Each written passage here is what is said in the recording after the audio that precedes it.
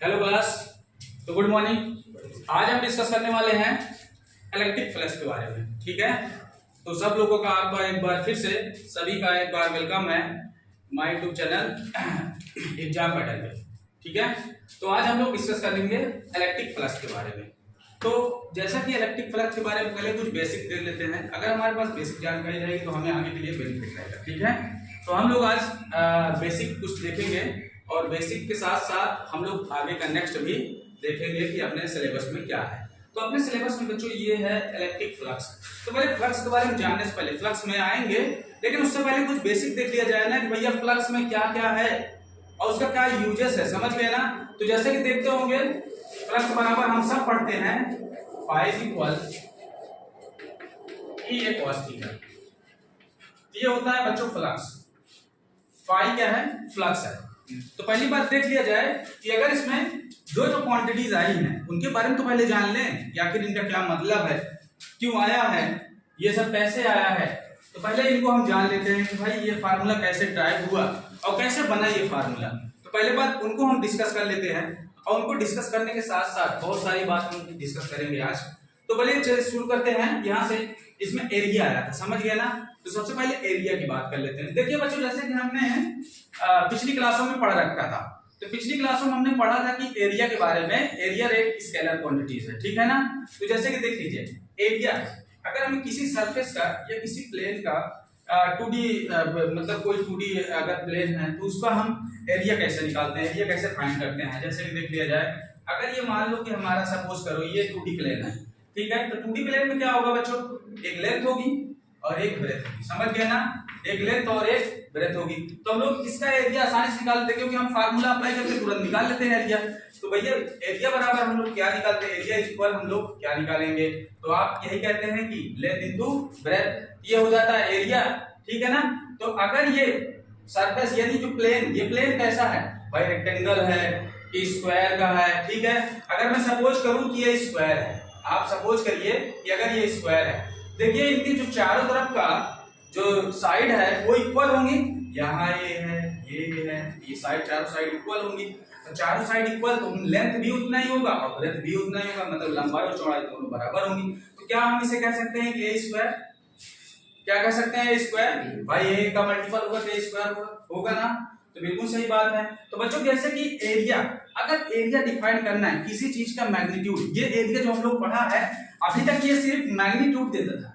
क्या देता था? सिर्फ मैग्नीट्यूड देता था। तो बच्चों आपको पता होना चाहिए कि स्केलर क्वांटिटीज वो होती है जो सिर्फ मैग्नीट्यूड देती है बस, यानी अदिश राशि वो होती है जो सिर्फ परिमाण देती है बस। ठीक है ना? तो अदिश राशि वो होती है जो सिर्फ परिमाण देती है, यानी कि मैग्नीट्यूड देती है। देखो बच्चे, जैसे कि अगर मैं कह दूं कि ये वाला साइड मेरा 5 है और एक साइड मेरा 5 है, तो क्या मैं इसको 5 × 25 स्क्वायर लिख सकता हूँ? 5 × 5 = 25 लिख सकता हूँ ना इसको मैं? इतना मीटर स्क्वायर, अगर ये मीटर है ये मीटर है तो metre into metre, metre square, ये हो गया मीटर स्क्वायर। तो बच्चों क्या मैं इसको लिख सकता हूँ ऐसे? तो ये मेरा क्या होगा? मैग्नीट्यूड बता रहा है। समझ गए ना? लेकिन there is no having no मतलब डायरेक्शन, इसमें कोई डायरेक्शन नहीं है। ठीक है ना? सिर्फ मैं ऐसे कह दूंगा, मतलब किसी चीज का एरिया अगर ले रहे हैं तो क्या कह देंगे? 25 मीटर स्क्वायर, 36 मीटर स्क्वायर या 49 मीटर स्क्वायर, ऐसे कह देंगे ना? ऐसे कह देंगे। लेकिन उसमें एरिया कोई मतलब थोड़ी ना, मतलब डायरेक्शन का कोई मतलब थोड़ी ना है कि भाई हम डायरेक्शन इधर किधर किधर यार, मतलब 25 मीटर स्क्वायर बता दिया तो किधर, यानी मैं पूरे सरफेस यानी पूरे प्लेन का 25 मीटर एरिया बता रहा हूं ना मैं केवल। जैसे आप जहां बैठे हैं अगर इसका एरिया निकालना चाहें, आज हम लोग जगह जमीन कैसे खरीदते हैं? तो एरिया स्क्वायर फीट में खरीदते हैं ना। तो कहने का मतलब एरिया तो देखते हैं कि भाई एरिया कितना है। तो एरिया कैसे डिफाइन करेंगे भाई? ऐसे डिफाइन कर लेंथ इनटू ब्रेथ, तो ऐसे डिफाइन करेंगे। तो समझ गए ना एरिया? तो इसमें सिर्फ ये मैग्नीट्यूड है। तो डायरेक्शन हम लोग केवल आज तक यही पढ़ा था कि एरिया इज इक्वल, अगर मतलब स्क्वायर है तो ए स्क्वायर और एक रेक्टेंगल है तो लेंथ इनटू ब्रेथ, बस यही पढ़ा था हमने और इसके अलावा कुछ नहीं। तो आज हम लोग पढ़ेंगे 11th भी हमने पढ़ा था कि एरिया, यहाँ पे जो एरिया है वो स्केलर है। क्या है बच्चों? Scalar quantity. समझ गए ना? यहाँ पे जो एरिया है वो स्केलर क्वांटिटीज है। लेकिन आज हम लोग ये पढ़ेंगे, आज थोड़ा सा जानेंगे। 11th में तो हमने पढ़ा है, थोड़ा सा उसको रिवाइज कर लेंगे कि एरिया, यहाँ पे तो एरिया स्केलर क्वांटिटीज है, लेकिन ये देखने वाले कि एरिया एक वेक्टर क्वांटिटीज है, यानी आपको डायरेक्शन भी आज पता चलेगा कि एरिया में डायरेक्शन भी होता है। ये हमारे लिए नई बात होगी। अभी तक हमने केवल यही जाना कि ये एक अदिश राशि है, लेकिन आज हम प्रूव करेंगे कि इससे ये, जैसे हमने करंट को प्रूव किया था, करंट एक स्केलर क्वांटिटी अगर देखा जाए, लेकिन अगर तो करंट का दिशा तो बदल जाता है ना, ठीक है। तो हम लोग थोड़ा सा डिस्कस करेंगे कि एरिया यहाँ पे स्केलर क्वांटिटीज है, आज हम देखेंगे एरिया वेक्टर क्वांटिटीज भी होता है। तो चलिए देख लेते हैं।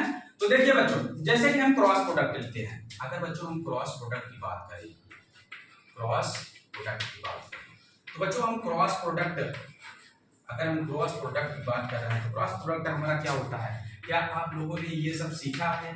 और मुझे लगता है कि ये सब तो आप जानते ही हैं, समझ गए ना।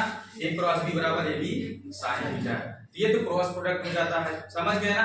दो वेक्टर का ये क्रॉस प्रोडक्ट हो जाता है, ये क्रॉस प्रोडक्ट है। तो बच्चों जैसे देखा जाए कि अगर मैं यहाँ पे, इधर देखिए, अगर मैं यहाँ पे मान लो ये एक्स एक्सिस है और ये वाई एक्सिस है और ये क्या है? जेड एक्सिस है, समझ गए ना। तो ये तीनों क्या है? तीनों x axis, y axis, z axis. अगर मैं इस पे एक प्लेन लूं, ये मान लीजिए एक स्क्वायर लेता हूं, इसी प्लेन पे एक स्क्वायर ले रहा हूं, इसकी साइड देखिए, साइड सब हर जगह बराबर इक्वल है ना, साइड तो इक्वल है साइड। अगर मैं इसका एरिया देखना चाहूँ, पर्टिकुलर इसका एरिया देखना चाहूँ, तो हम लोग क्या लिखेंगे? यानी हम लोग क्या लिखने वाले हैं यहाँ पे? पर्टिकुलर। अगर देखा जाए तो एरिया, अगर हम इसको वेक्टर प्रूव करना चाहते हैं तो जरा देखिए वेक्टर की तरह इसको फील कीजिए जरा, कि अगर हम स्केलर फिल करते तो एरिया इक्वल ए स्क्वायर लिखते, बस केवल हो गई कहानी। लेकिन अगर हम वेक्टर प्रूव करना चाहते हैं तो कैसे लिखेंगे इसका? यानी लेंथ इनटू ब्रेथ। तो यहाँ देखिए ए बी क्या हो गई? लेंथ हो गई, और बी सी क्या है? इसकी ब्रेथ हो गई, यानी लंबाई और चौड़ाई हो गई, ठीक है। तो हम ए बी क्या है? ए बी ए है, तो यहाँ देखिए ए लिख दिया, ठीक है। और यहाँ बी सी क्या है? बी सी क्या है? ए साइन थीटा। तो यहाँ पे देखिए कि बी सी जो है ए साइन थीटा। तो कहने का मतलब अगर हम इस चीज को, क्या हम ऐसे नहीं लिख सकते हैं जैसे मैंने बताया ए क्रॉस बी, तो ए क्रॉस बी इक्वल यानी लेंथ इनटू ब्रेथ इक्वल, अगर क्रॉस में लेते हैं तो क्या हो जाएगा? ए इंटू ए, क्या हो जाएगा? ए इंटू ए और साइन थीटा। और यहाँ पे आप देख रहे हैं कि यहाँ 90 बना रहा है, हाँ? दो वेक्टर के बीच में यहाँ पे देखिए 90 बना रहा है। क्या हम लिख सकते हैं इसी में, जैसे यहाँ साइन थीटा है तो वैसे यहाँ साइन थीटा है, तो यहाँ 90 रखेंगे तो 90 का मान क्या हो जाएगा? 1, ठीक है। अगर ये आ गया तो 1, तो इसकी डायरेक्शन की बात करें, अगर ये वेक्टर क्वांटिटीज है तो इसकी डायरेक्शन हम कैसे लिखेंगे? भाई हम किसी की डायरेक्शन हम 11th में कैसे लिखते थे? यानी एरिया वेक्टर ए बराबर क्या होगा भैया?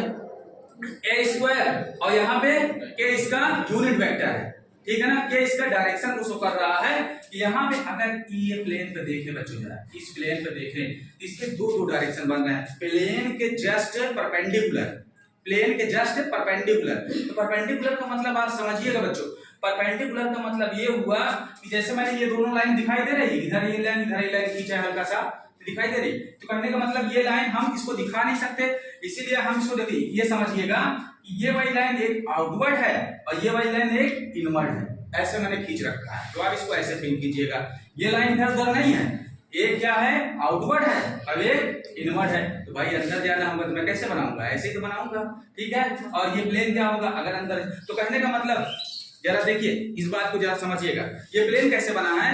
जैसे ऐसे बना है, एकदम ऐसे बना है। जरा देखिए ये प्लेन ऐसे बना है, तो मैंने इस चीज को ऐसे दिखाया है, इस चीज को फील कीजिएगा। ये जो प्लेन है, ये जो एक्सिस है, ये ऐसे बना है, समझ गए? इस चीज को फील कीजिएगा।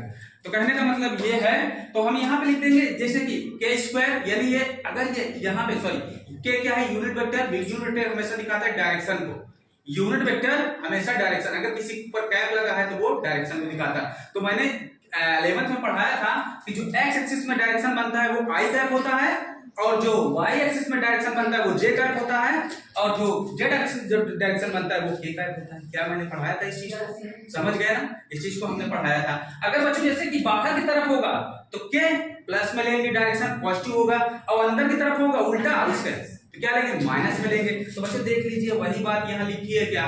यहाँ पे देखिए जरा, वही बात लिखी है क्या? भाई जब आउटवर्ड डायरेक्शन में था तो क्या लेंगे? प्लस का के यूनिट वेक्टर लेंगे, ठीक है। और यहाँ पे जब इनवर्ट डायरेक्शन में होगा तो माइनस का के, मतलब अंदर जा रहा है तो अंदर। तो आप लोग तो इतना सा जानते हैं, ठीक है। तो चलिए आगे बात कर लेते हैं। तो हम लोग क्या करेंगे, इसका दो प्रकार से देखेंगे, इसका 2 टाइप से देखेंगे कि एक बार 2D के लिए देख लिया जाए, 2D सरफेस में कैसे एरिया वेक्टर बनेगा, और एक बार 3D सर्फेस में कैसे एरिया वेक्टर बनेगा तो इसको हम डिस्कस कर लेते हैं भाई। तो जैसे कि देख लिया जाए यहाँ पे, अगर मैं 2D सर्फेस के ये बात समझ में आ चुकी थी तो मैं इसको रफ कर दे रहा हूँ।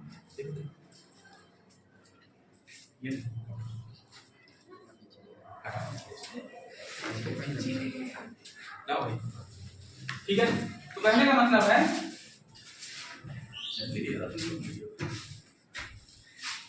इसका काम हो गया है, तो हम लोग इसको जो है रख कर लेंगे। इतना बात हमें समझ में आ गई है और इतनी बात हम समझ चुके हैं। अब 2D प्लेन की बात कर लेते हैं बच्चे। जैसे कि देखिए ये मैंने 2D प्लेन बना, एक 2D प्लेन ड्रा किया, तो ये 2D प्लेन है। अब 2D प्लेन का मतलब समझ रहे हो ना, ये एक हिसाब से पूरा खोखला है, समझ गए ना 2D प्लेन। तो भैया जो एरिया वेक्टर होगा, एरिया वेक्टर समझ में आ गया। अगर एरिया क्या है हमने प्रूव कर दिया, वेक्टर है भैया। एक बात जान लीजिएगा, एरिया वेक्टर हम कैसे, यानी कि कोई भी वेक्टर क्वांटिटीज, कोई भी क्वांटिटीज अगर वेक्टर है तो उसमें क्या क्या होना चाहिए बच्चों, उसमें ये होना चाहिए। देखिए यहाँ पे नोट लिखा है, area can be represented as a vector quantities because, क्योंकि एरिया क्या होता है कि वेक्टर क्वांटिटीज को, अगर कोई एरिया जो वेक्टर क्वांटिटीज को रिप्रेजेंट कर रहा है, दिखा रहा है, तो उसमें क्या होना चाहिए, क्यों दिखा रहा है vector quantities, it has both magnitude and direction. यानी कि अगर कोई भी क्वांटिटीज अगर वेक्टर है यानी सदिश है तो उसमें दो चीजें होना चाहिए। क्या होना चाहिए, मैग्नीट्यूड होना चाहिए और डायरेक्शन, जिसे कहते हैं परिमाण और दिशा, दोनों होना चाहिए उसमें अगर कोई भी वेक्टर क्वांटिटीज है। तो बच्चों चलिए 2D प्लेन के लिए ये बेटा 2D प्लेन है, तो एरिया वेक्टर आपको समझ में आया। तो एरिया वेक्टर कहने का मतलब ये है कि अगर 2D प्लेन पे देखा जाए तो एरिया वेक्टर हमेशा सरफेस के परपेंडिकुलर होता है। ये बात हमने डिस्कस किया था, एरिया क्या है, हमेशा एरिया वेक्टर जो है सरफेस के परपेंडिकुलर होता है हमेशा। तो भैया देखिए इसका, इस सरफेस का दो परपेंडिकुलर, मतलब कि कहने का मतलब दो परपेंडिकुलर बनेंगे, एक आगे की तरफ आउटवर्ड और एक इनवर्ड। तो मैं इसको मान लेता हूं कि एक एरिया वेक्टर इधर बनेगा और एक एरिया वेक्टर इधर बनेगा। तो बच्चों आप इसको थोड़ा समझ सकते हैं, ये अंदर वाला इनवर्ड होगा, ये वाला बाहर की तरफ, मतलब ये बाहर की तरफ सरफेस है, एक अंदर की तरफ, ठीक है ना। लेकिन 2D प्लेन के लिए यहां आप नोट देख लीजिए, अगर 2D प्लेन के लिए देखा जाए तो हमारे मन में एक सवाल उठता है, सर अगर हम जैसे कि 2D प्लेन पे अगर हम एरिया वेक्टर दिखाते हैं तो हम कौन सा एरिया वेक्टर लेंगे, ये वाला लेंगे, ये वाला लेंगे, समझ गए ना, हमारे मन में ये सवाल उठता है। तो बच्चों हमें कौन सा एरिया वेक्टर लेना पड़ेगा, तो जरा देखते हैं यहाँ पे। तो यहाँ पे एक नोट लिखा है, आप जरा इसको देखिए, क्या लिखा है, बोथ डायरेक्शन आर करेक्ट। कहने का मतलब सिर्फ ये 2D प्लेन के लिए दोनों डायरेक्शन सही है, समझ गए ना। 2D प्लेन के लिए दोनों डायरेक्शन सही है, लेकिन 3D प्लेन में नहीं होगा ऐसा। 2D प्लेन क्या होता है कि बच्चे ये ओपन सरफेस होता है, ओपन का मतलब खुला। 2D अगर जैसे कोई भी ले लें, जैसे हमने अभी एक कहने का मतलब सर्किल ले लिया, स्क्वायर ले लिया, रेक्टेंगल ले लिया, ये सब 2D प्लेन में, क्योंकि ये सब अंदर से खाली रहते हैं, अंदर से भरा हुआ नहीं होता है। तो कहने का मतलब ये सारा 2D प्लेन के लिए। तो आपको याद रखना है 2D प्लेन में हम दोनों वेक्टर यानी दोनों वेक्टर एरिया वेक्टर सही है, करेक्ट है, समझ गए ना। अब चलो हम 3D प्लेन के लिए बात कर लेते हैं। अब बच्चों 3D प्लेन के लिए बात कैसे करेंगे जरा देखिए। फॉर 3D सरफेस इसको क्या कहेंगे, अगर 3D प्लेन है इसको क्या कहेंगे, क्लोज सरफेस। अगर 3D प्लेन है इसको कहेंगे क्लोज सरफेस, ठीक है ना। जैसे क्लोज सरफेस क्या हुआ, तो क्लोज सरफेस के लिए हम लोग देखेंगे, जैसे कि ये देखिए क्या हमको दिखाई दे रहा है, ये क्लोज सरफेस है, देखिए ये बंद है ना भाई साहब को खुला है, ये तो बंद है, पूरा क्लोज सरफेस है। तो इसको हम कहेंगे 3 डायमेंशन। कैसा शेप है इसका, 3 डायमेंशन है, तो 3D इसको हम बोलेंगे। तो 3D सरफेस के लिए बच्चों ये क्लोज है, ठीक है ना, यहाँ लिखा है क्लोज सरफेस।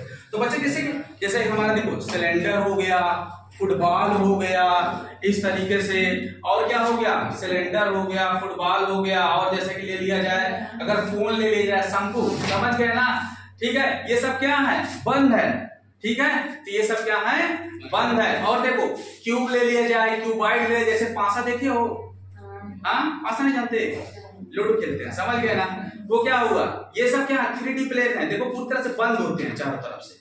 तो कहने का मतलब माचिस का डब्बा हो गया, ये भी क्या है 3D प्लेन है, ठीक है, 3D सरफेस है। तो कहने का मतलब ये पूरी तरह से बंद है, 3D शेप है, ये सब 3D शेप होती हैं। तो कहने का मतलब जैसे मैं यहाँ सिलेंडर ले लूं, बच्चों देखो जरा देखिए यहाँ पे फील कीजिए, अगर मैं एक सिलेंडर ले लेता हूँ, ठीक है, ये रहा मेरा सिलेंडर। तो कहने का मतलब देखिए इसमें कितने सरफेस बनते हैं, जरा बता सकते हैं इसमें कितने सरफेस है, बता सकते हैं इसमें कितने सरफेस है, गिन के बताइए कितने सरफेस है इसमें, कोई 4 3 2 कितने? बोल दीजिए कोई बात नहीं। हाँ सही सही देखिएगा, कायदे देखिए कितने सरफेस है इसमें। हाँ 4। इसमें देखिए ये कर्व बना रहा है और 2 सर्किल टाइप बना रहे हैं। एक कर्व है और 2 सर्किल टाइप। कैसे चाहती है? ठीक है, अभी 6 में भी आएंगे, तुम्हें फंसाएंगे अभी 6 में भी, समझ गए ना? तो 6 में देखिए। अब चलिए एरिया वेक्टर क्या होगा? एरिया वेक्टर हमेशा सरफेस के परपेंडिकुलर होता है, समझ गए ना? एरिया वेक्टर हमेशा सरफेस के परपेंडिकुलर होता है। तो एरिया वेक्टर अगर सरफेस परपेंडिकुलर होता है तो बच्चों जरा देख लीजिएगा। मान लीजिए ये हमारा क्या है, ये हमारा क्या है, एक सरफेस प्लेन है, ठीक है? ये एक सरफेस प्लेन है लेकिन क्लोज सरफेस है, ठीक है? तो जैसे कि एरिया वेक्टर आपको फाइंड करना है तो आप इसके एकदम परपेंडिकुलर, समझ गए ना? इसके परपेंडिकुलर। तो बच्चों जैसे कि अगर मान लो ये क्यूबाइड हुआ, क्यूबाइड का मतलब समझ रहे हो ना? उसमें लेंथ होगी, ब्रेथ होगी, हाइट होगी, तीनों चीज होंगे। जैसे ये कमरा है, कमरा कैसा है जरा बता सकते हैं? ये रूम कैसा है? क्यूबाइड क्या है ना? क्यूबाइड मतलब घनाकार है ना ये। तो कहने का मतलब इसमें कितने प्लेन बनेंगे जरा बता सकते हो? तो पहले मैं इसकी बात कर लेता हूँ, फिर इसमें भी आ जाएंगे अभी, समझ गए ना? बच्चों जरा देखिए, हमें हमारा जो एरिया वेक्टर होगा, एरिया वेक्टर किधर किधर बनेगा जरा बता दीजिए। तो बच्चे देखिए, एक इस सरफेस से परपेंडिकुलर ऊपर की तरफ बनेगा, ठीक है? और एक नीचे बनेगा, समझ गए ना? तो कहने का मतलब एक नीचे बनेगा और एक इधर बनेगा। भाई साहब अगर जैसे मैं कैसे बताऊं, चलो मेरे पास सिलेंडर है नहीं है, तो मैं कहने का मतलब गैस भरने वाला सिलेंडर में समझ गए ना? कोई भी सिलेंडर चलता है, ठीक है? कर्व होना चाहिए बस। तो कहने हाँ ले आइए, जरा ले आइए, ठीक है? तो कहने का मतलब जैसे मैं कोई सिलेंडर ले, ये मान लो एक सिलेंडर है, ये बोतल को आप मानिए सिलेंडर है। तो बच्चे जरा इसमें देखिएगा, देखिए एक ये सरफेस है और एक ही सरफेस है, इसके परपेंडिकुलर ऊपर की तरफ एरिया वेक्टर, इसके परपेंडिकुलर नीचे की तरफ एरिया वेक्टर। अगर मैं इधर ले लूं तो इधर एक एरिया वेक्टर और एक इधर एरिया वेक्टर। तो कहने का मतलब है इसमें हमें कैसे एरिया वेक्टर फाइंड करना है ये देखिए, ठीक है ना? तो हमेशा एरिया वेक्टर 3D में, यानी 3D फिगर्स में एरिया वेक्टर जो हमेशा होता है वो आउटवर्ड डायरेक्शन में होता है। क्या होता है? आउटवर्ड डायरेक्शन में होता है। एरिया वेक्टर जो होता है 3D प्लेन में आउटवर्ड होता है। जैसे कि आप कह दो सर इसके अंदर भी तो बनेगा, इसके अंदर भी तो बनेगा, अंदर कभी नहीं होगा, समझ गया ना? अंदर का वो सब कहां होता है? 2D में होता है, लेकिन 3D में हमेशा आउटवर्ड डायरेक्शन, मतलब बाहर बाहर, समझ गया ना? अंदर हम नहीं ले सकते हैं। चलिए अगर सर अगर ये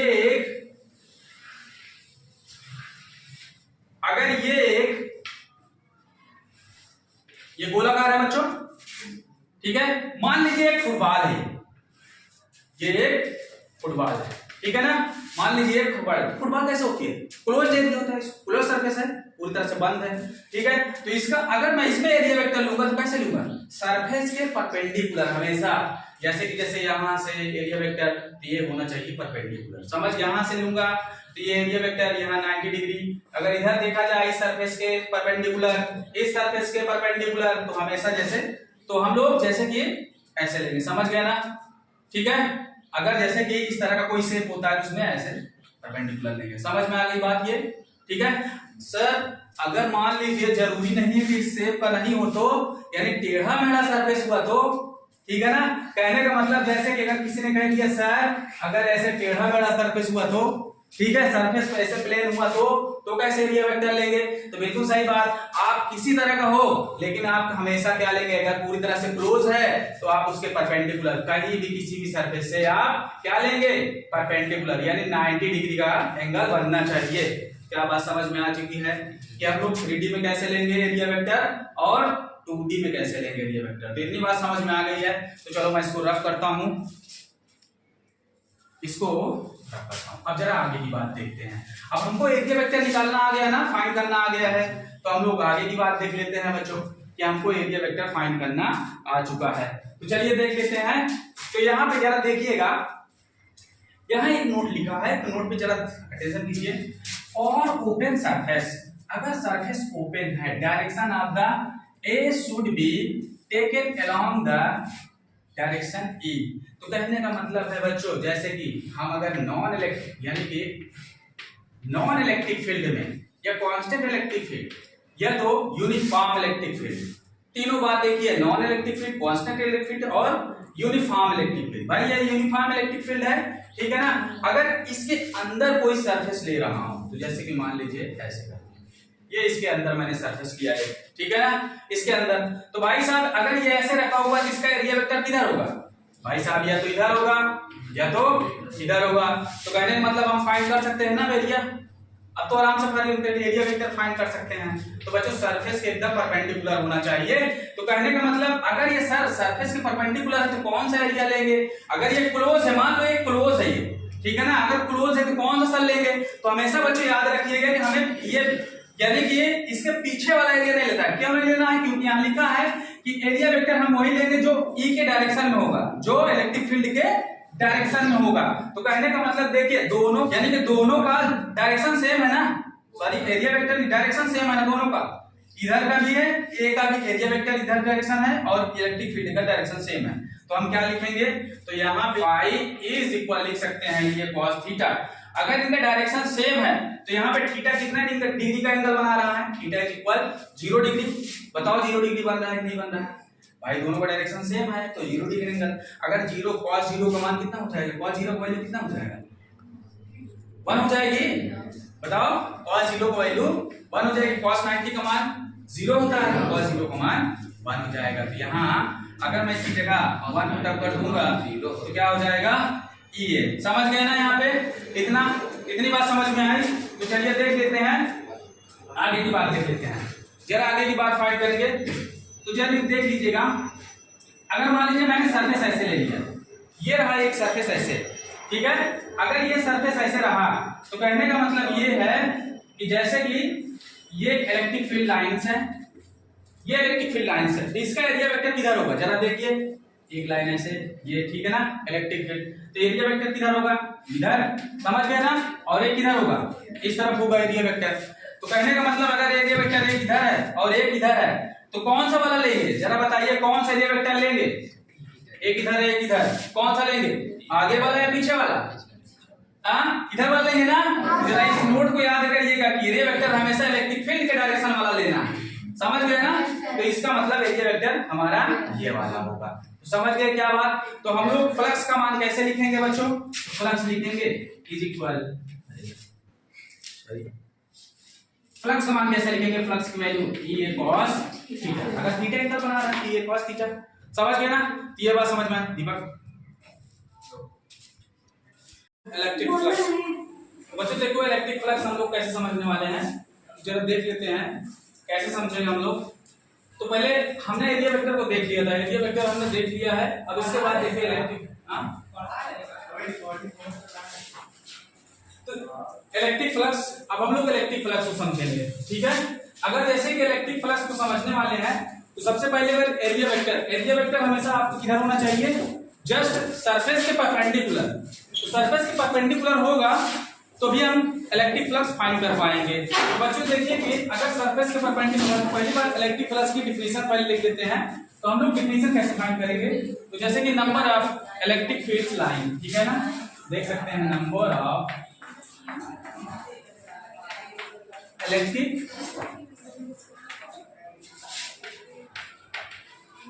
field lines, number of electric field lines passes through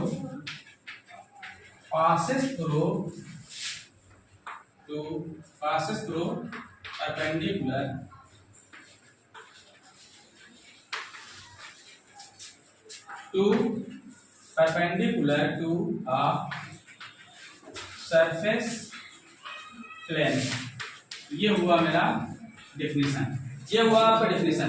तो कहने का मतलब जितने number of electric field line surface से पास हो रही है उतना ही उसमें इलेक्ट्रिक फ्लक्स होगा, सीधी सी बात है। अगर 3 नंबर ऑफ लाइंस सरफेस से पास हो रही है तो इलेक्ट्रिक फ्लक्स कितना बना 3। 4 नंबर ऑफ लाइंस पास हो रही है तो 4 इलेक्ट्रिक फ्लक्स, समझ गए ना। तो इस बात को हम लोग थोड़ा सा आगे देखते हैं। Electric flux is measure of the flow of electric field through the surface, यानी कि सारे जितने भी इलेक्ट्रिक फ्लक्स हम मेजर करेंगे वो सब नंबर ऑफ लाइन जितने भी सरफेस से पास हो रही है उसी से हम लोग इसको मेजर करेंगे। तो जरा देखते हैं बच्चों, अगर देखिए मेरा एक सरफेस ये है, ठीक है, अगर ये नंबर ऑफ इलेक्ट्रिक लाइंस इस तरफ पास हो रही है तो आप देख लीजिए नंबर ऑफ इलेक्ट्रिक लाइंस जो है इस तरफ पास हो रही है, और इसको देखिए अगर मैं इसका एरिया वेक्टर देखूं तो एरिया वेक्टर सरफेस के एकदम परपेंडिकुलर है।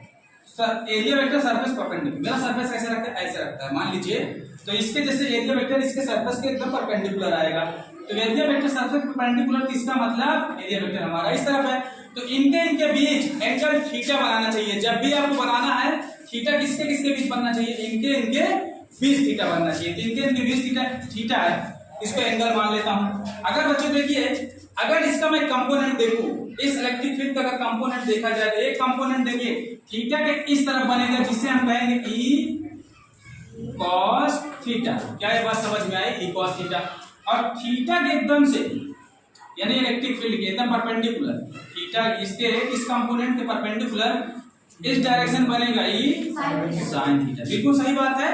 तो बच्चों की हम लोग वो वाला कंपोनेंट लेंगे, इसका वो वाला कंपोनेंट लेंगे जो इलेक्ट्रिक यानी कि सरफेस एरिया जो है, यानी एरिया वेक्टर जो अलोंग में है, समझ गए ना, अलोंग डायरेक्शन में है, उसी को हम लोग लेंगे। यानी कि अगर कोई पूछे सर इसको क्यों नहीं ले सकते, क्योंकि बच्चे देखिए इलेक्ट्रिक फील्ड जो होते हैं एरिया वेक्टर के 90 डिग्री यानी परपेंडिकुलर हमेशा सरफेस के परपेंडिकुलर होता है, इसमें इलेक्ट्रिक फील्ड लाइन नहीं पास हो पाएगी इस कंपोनेंट से, तो इलेक्ट्रिक फील्ड लाइन जहां से पास होगी उतना ही फ्लक्स होगा, तो इलेक्ट्रिक फील्ड लाइन जहां से पास होगी वही फ्लक्स लेगी, यानी वही कंपोनेंट लेंगे हम लोग, समझ गए ना, तभी फ्लक्स आएगा।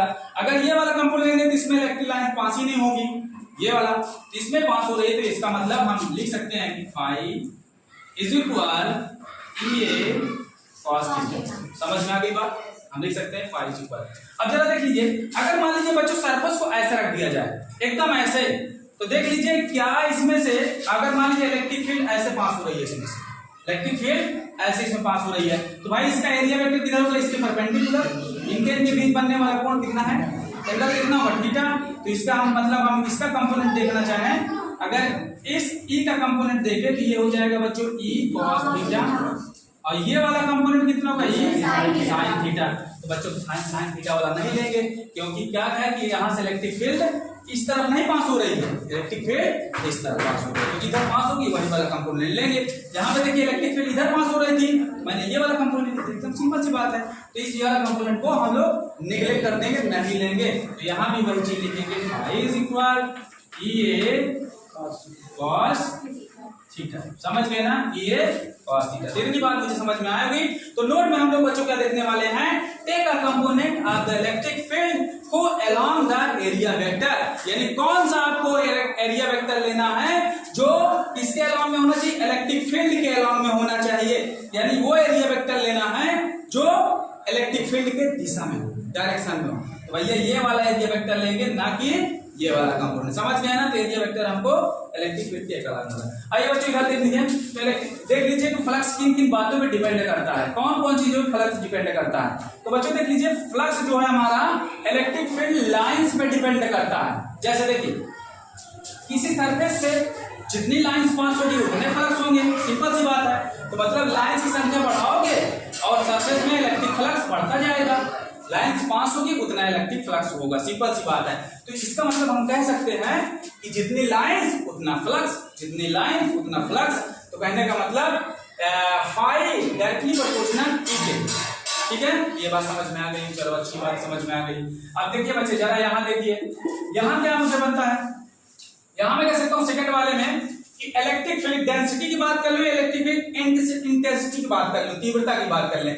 तो भैया डेंसिटी की बात कर लीजिए, देखिए जरा अगर मैं डेंसिटी की बात करूं तो देखिए नंबर ऑफ लाइंस किस वाले सरफेस में ज्यादा है, इस वाले में ज्यादा है कि इस वाले में ज्यादा है, नंबर ऑफ लाइन किस में ज्यादा है, तो ए वाले में ज्यादा है ना। इसका मैं लिख सकता हूं कि इलेक्ट्रिक फील्ड ए वाले में ज्यादा है। इसकी डेंसिटी की बात करूं तो इसकी डेंसिटी ज्यादा है, और किससे ज्यादा है, इसकी डेंसिटी ए वाले से ज्यादा है, ए वाले से इसकी डेंसिटी काफी ज्यादा है। तो कहने का मतलब है कि यहाँ पे जो इलेक्ट्रिक फ्लक्स है वो एरिया पे भी डिपेंड करता है कि एरिया बड़ा होगा तो इलेक्ट्रिक फील्ड ज्यादा से ज्यादा पास होगी, एरिया छोटा है तो इलेक्ट्रिक फील्ड मतलब इलेक्ट्रिक फील्ड कम पास होगी। तो एरिया बड़ा है तो इलेक्ट्रिक फ्लक्स ज्यादा होगा और एरिया छोटा है तो इलेक्ट्रिक फ्लक्स कम होगा।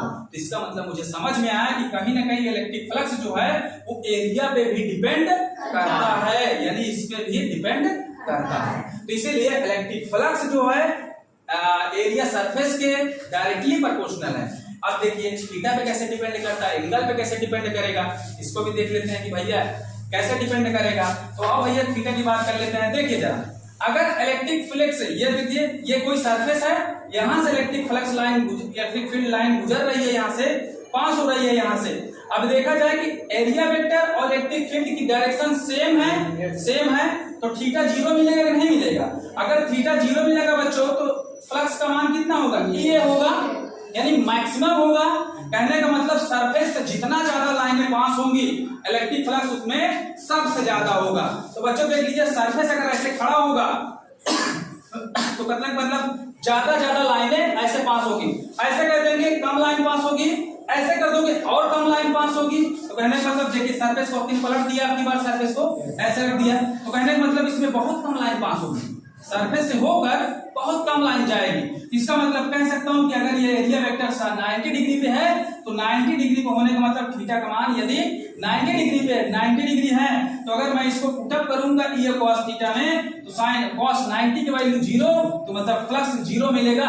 यहां से कोई नंबर ऑफ लाइंस नहीं पास हो रही है, नंबर ऑफ इलेक्ट्रिक लाइन यहां से 0 का मतलब फ्लक्स अगर किसी सरफेस में 0 आ रहा है इसका मतलब उसमें कोई भी नंबर ऑफ लाइन नहीं पास हो रही है।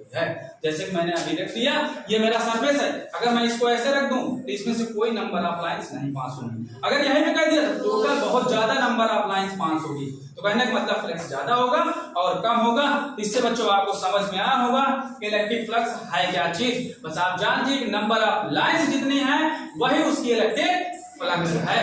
समझ गए ना? ठीक है, कितने मिनट का बना?